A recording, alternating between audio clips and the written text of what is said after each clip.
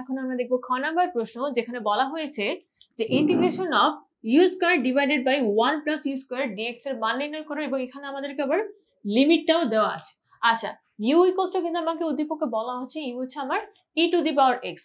So সেটাই আমরা যদি এখানে বসাই তাহলে কি কি থাকছে, 0 ln 2 u square that is e to the power x whole square divided by 1 plus e to the power x whole square, এটা হচ্ছে ডিএক্স।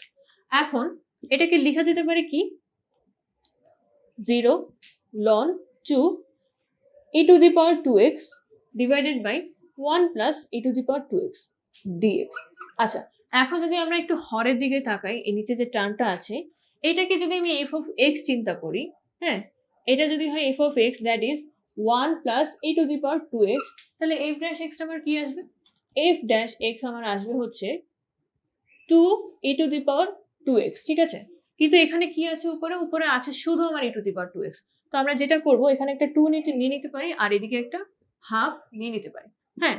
আচ্ছা, এখন আমরা কি জানি, integration of f dash x divided by f of x dx, এটার value আমরা কি জানি, এটা অ্যাকচুয়ালি একটা ফর্মুলা। তো এটাকে লেখা যায়, যদি আমরা ইন্টিগ্রেট করি সেক্ষেত্রে আমার ভ্যালু পাবো হচ্ছে আমি ln f of x, ঠিক আছে। তো আমি দেখছি এই সেম ফরম্যাটটা কিন্তু এখানে অলরেডি আমার চলে আসছে। তো আমি কিন্তু ডাইরেক্ট এখন শুধু ইন্টিগ্রেশনের ভ্যালুটা লিখে দিলেই পারি। সো 1/2 ইন্টু আমার কত আসছে এখানে, ln f of x, f of x টা কি আমার 1 plus e two the power 2x, এই কেসে e two the power 2x। আচ্ছা, এখন জাস্ট এখানে কি বসাতে হবে, আমার লিমিটটা বসাতে হবে ln 2 and 0। সো দেখি লিমিট বসালে আমার ম্যাথটা কিরকম হয় বা আনসারটা কিরকম আসে। বা এখান থেকে আমি যদি কি আছে আমার এখানে ln 1 plus e two the power 2x, এখানে যদি আমি ln 2 বসাই তাহলে কি থাকবে 1 প্লাস, আচ্ছা 1 plus e two the power 2 x এর জায়গায় কি বসাচ্ছি আমি, ln 2, ঠিক আছে। বা এটাকে লেখা যায়, আমি পাওয়ার, এটা কিন্তু পাওয়ার হিসেবে এখানে লিখতে পারি যে ln 2 স্কয়ার।